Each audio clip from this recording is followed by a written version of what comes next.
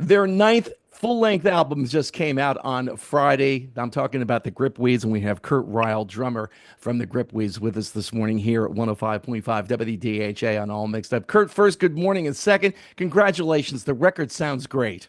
Hi, Jim, and thank you, thank you. We worked very hard on this one. You Uh, can we hear we it. we work hard on all of them, but there's something special here. I feel. What is it about this record that it makes it feel special to you? I think that every record is kind of uh, a state of where you are musically, the state of our craft, how we make records, how we sing them, how we write them, and I feel that we're hitting a good point in our evolution, our ability, where we're not afraid anymore. When we first started out, we were a little, is this any good? That kind of afraid. I wonder if anybody will like this, or is the production okay? We would ask someone like you that. And now we sort of have enough under our belt, enough experience where we're starting to play the studio. We're starting to go in there, and we have a much more confident feel when we do our work now. So I'm feeling that with this record, that we went in there kind of like, oh yeah, we know what to do, and this is going to be good, and it is. I think it is. As a self-contained unit where you're doing all the performing and the writing and what have you, you're also producing it as well. How Yeah, difficult or easy, as the case may be, is it to produce yourselves? it's hard for me to say because we've always done it. I do remember when we worked with producers in the past. If you're not working with the right one, you can wind up with something you don't like at the end. So I feel that, even though, yeah, it's a heavy lift, we're doing everything.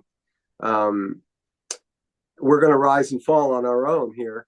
But it helps me, and probably my brother Rick is in the band, and he also does outside productions as I do. Uh, it helps to do outside productions. Otherwise, you can get very insulated. That's kind of the downside of everybody having their own studio in their bedroom, is that they don't get outside of their bedroom to work with other people and interact and do other things. And that's the most important thing. That's, I think, what gives our productions more scope is working with other people. And like, I'll produce somebody else's record, like on our label, Gem Records. I produce the Anderson Council. I produce the Sins, various groups, and those experiences, being the fifth member of the band, but not in the band, gives me a lot of insight. And a lot of times they'll come up and say, oh, I got this technique for guitar, and I want to try, putting the mic 10 feet away and whatever it is. And I'll go, sure, let's try that. And you develop this bag of tricks, is what happens. And that bag of tricks, then you take to the next session. And you go, oh, well, I discovered this new technique. Let's try it out for the Gripweeds. And we do the same thing. And it becomes a very open process as a producer, where you're working with other people. There's a flow of information and creativity. And that, I think, is really informs what we do. What our records sound like is a product of all the work we do, across the board with other people.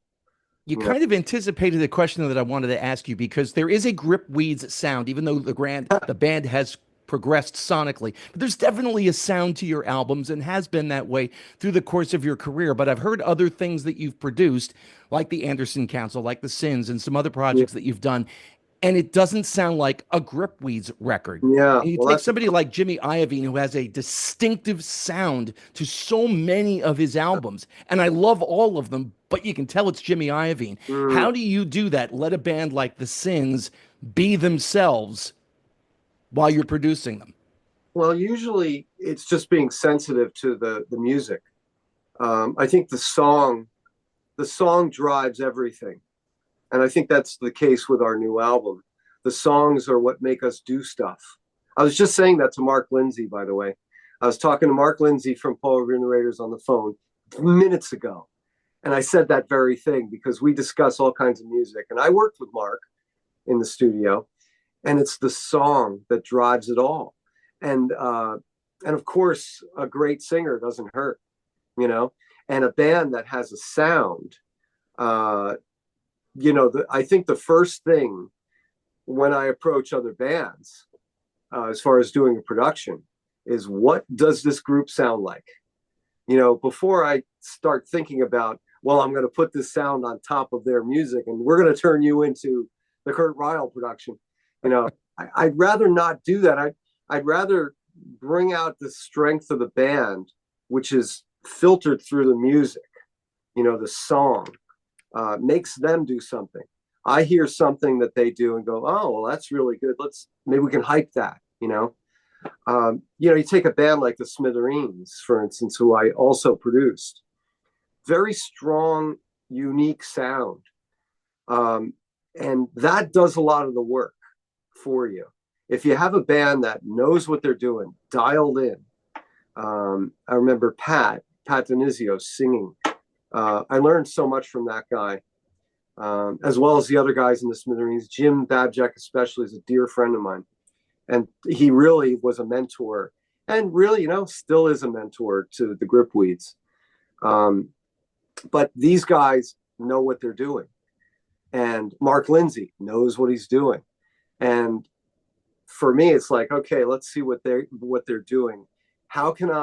Where's my opening? First off, if they've got it all covered and they could step up to the mic and sing, and I was like, wow, nothing to do there, except maybe double track the vocal or let's add some harmonies. But, that is a better way to go, I think. And another thing I just said to Mark, actually, Mark said it to me. He said, it's the path of least resistance. If you're working against the song, or if you're working too hard, there's something wrong. If you're flowing with the music, well, then you're doing something right. And the music is putting the wind in your sails and you're going like that, So it's being sensitive to the band. You can get all high on yourself, like, oh yeah, I produced this record and that record, and I'm going to make you sound like that. Well, you really can't. It comes down to the best result at the end, which is, how does this how do you make this record sound like the band, reflect the band, support the song that you're trying to work with, and I think that's the strength. And the sound of the Gripweeds markedly changed when Kristen Pinnell Reil, who's my wife, when she joined. That was a turning point. And everything we did at that point became what we sound like now, because she's playing guitar a certain way and our chemistry together makes you do stuff, and it's a certain sound. The spark that my brother and I have, the spark that I have with Kristen, Dave DeSantis on bass, just oozes through the entire record. It's just a wonderful thing. And so you look for those things. We didn't become the Gripweeds until Kristen joined, and it's the chemistry that you hype as a producer. I don't know if you've had a chance to read the book on the Bangles that just came out a few months back. It's really good, and there's some wonderful stories in there. Oh, wow. And I can't remember if it was Vicky or Debbie who said, and this was after their first full-length Columbia album had come out, Columbia Records goes to them and say, we got a producer we want you to work with. And the producer put them through hell, especially Debbie on drums, for a variety of different reasons. They brought in extra musicians, and without going all into it, one of the Peterson sisters said, I have no idea how a band makes a second album. Because of everything, just what you were saying, like it was a producer putting his or her, we're putting my stamp on this. It's going to sound like this. And I don't want to say completely got away from what the Bangles were, but there was a definite difference. And as successful as it was, they weren't happy with it. Yeah, that to me, I remember making records in the 90s. And when the music industry was fully functioning, which it's functioning in a different way now, it's more of an underground functioning now. And you have a lot more freedom than you used to. But in those days, it was, let's get that record up to the top of the charts. And how can we do it? And let's get an advisor in there to tell us what makes the best song. I mean, I think I saw Aerosmith, the making of their album Pump, and they called in this consultant guy. He said, oh, no, you do this, and then you're sure to get a top 10 record. Well, sure enough, they did. Maybe he was right, but in the process, you take a band like the Bangles, who had this really cool 60s echo of a sound. We come from the same place as those guys. I mean, not the same state. We come from a different coast, but being New Jersey, but our influences are definitely simpatico with the Bangles. I know exactly where they're coming from. And you take that music and try to put it to the top of the charts in 1980, whatever, 7, and you've got whatever music was at the top of the charts that you have to filter through to find your way at the top. And I can imagine their sound will be lost in the process. I think there was probably a lot of pressure for them, which we never really felt, because we always found ourselves with a niche label, or, we weren't looking to be top of the charts, even though, of course, anybody would want to be. But when we started out, it was, to speak for ourselves, and probably the Bangles too, when we started out, it was like, how can we sound like the Byrds? Or I really like the Merry-Go-Round with Emmett Rhodes and that song Live, and let's do that. And, and it's very pure, because it's like, when we started as a band, we were sort of looking to sound like our record collections, and the 4 swinging guys from New Brunswick, New Jersey, young and hip, and that kind of thing. That's what we were. The Monkees have returned, whatever. But that was our interest early on, and it wasn't top 10. It was that. And gradually we found ourselves and our sound. You're talking about that, you say there's a Gripweed sound. I think there is. And it's really not, it's hard to find. It's hard to put a point on it. But I know that it's the intersection of where we all are on record or on stage, and you have to get a lot of that other stuff away. Like, you can't be too, like, I want to sound like the Beatles too much. You got to get that away. You have to look for the root, or the purity of what does that song need that you're doing, and what's the best way to capture the energy and magnify it so it makes a record that somebody else wants to hear, and that's where we're at now. Honestly, we're thinking that way, less about like the preciousness of your song, more of like, how can I make my song be as powerful as it can be to communicate this energy or vibe out to someone, and make them interested in it too, One of the things that I like doing when I listen to your albums, and Glenn Burtnick is another guy who does this, is the way that you can take your influences and you hear them and they're there, but you kind of twist them in your own direction. You mentioned Mark Lindsay. You can hear Paul Revere and the Raiders' influence in your music, The Who, The Kinks, The Beatles, whatever. Yeah. There's one song, Love Comes in Different Colors, I think it is.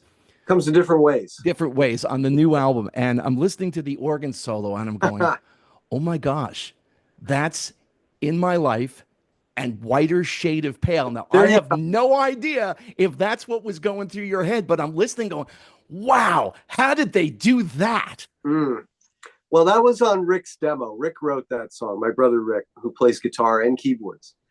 And he wrote that one. And we were not, like, it took us a while to get our sort of heads around that song, because it's stylistically a little different for us. And it sat around for a couple of our records. and we kind of said, no, we're not ready to do that. Didn't quite know how to produce it, to get to the heart of it. And I think that comes with, wisdom and experience of how to look for the root of the song and amplify that, and find your way in as a producer, as a band, there's a lot of songs I love that I would never want to record for us, because I don't feel there's a place for the gripweeds in that that song. I don't see it. And until you see it, you shouldn't do it, But I finally saw that song. That song sat around for years before we tried it, and it had that solo in it. And I really liked that, but the rest of the song, I couldn't wrap my arms around it.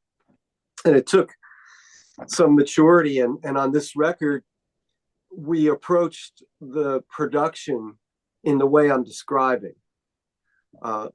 More about, let's go into each song and find out what it is and how do we really make that work. And also how to make it sound as modern in a way. But what I mean by modern is big sound, big sounding drum kit, big expansive production is what we were trying to do. And so it took us a while to get to that point, and working together and get the egos out to get that song in there and work it up. And we finally figured out how to do it. And I felt that solo that you're talking about, Whiter Shade of Pale, it's in there, no doubt about it. And that's what I really loved. I didn't want to lose that. So, and if that's in there, Whiter Shade of Pale was a huge song and hugely influential. If you can echo that, wow, you're kind of doing something good. Actually, Rick also, when we were working on the song, we knew we wanted it to be a little bit more keyboard driven. And so we're kind of figuring out what we're going to do. And we're trying out this keyboard, piano, and we put the piano down. I was like, man, not quite there. It needs some buzzy sound. I'm hearing something buzzing, kind of like Crocodile Rock, Elton John. Ba, ba, ba, ba, ba, ba, da, da, da, da. So I'm like, that's the sound. How do we get that? Oh, Farfisa organ. Let's try that. That kind of works. Boom, ba, ba, ba. Yeah, that's good. And then Rick goes, when I wrote this, he remembers, like, I was thinking of For No One, the Beatles, Revolver. And if you think, the day breaks, so like, oh yeah, now I hear it. I hadn't thought of that before. And right there, as a producer, helping my brother realize this song, I kind of go, oh, now I see a way we can go. A little bit of For No One, and that was very keyboard driven. And then when the chorus comes in, bam, the bass, the guitars, and whoa, you get this like change, this shift. That's what I love to do. That's production for me. And the energy changes, and you bring things up and you pull it back. It's like a flower, opens up, closes down, opens up, closes down, so there you go. You kind of just described the Who. I know they're a big influence on you as well. That loud, soft type thing that the Who, Pete Townsend, did for years. You guys appeared a few years ago on a Brian Wilson Beach Boys tribute record that Jem did, and of course we just lost Brian recently. What kind of an impact did he have on you? Huge impact, and I didn't even realize it for a long time, because I was about 8 years old, and I heard, I guess it was Endless Summer came out, the album, and I was too young before that to really know the other albums, and I just saw the guys with the beards, and I thought, that's not for me.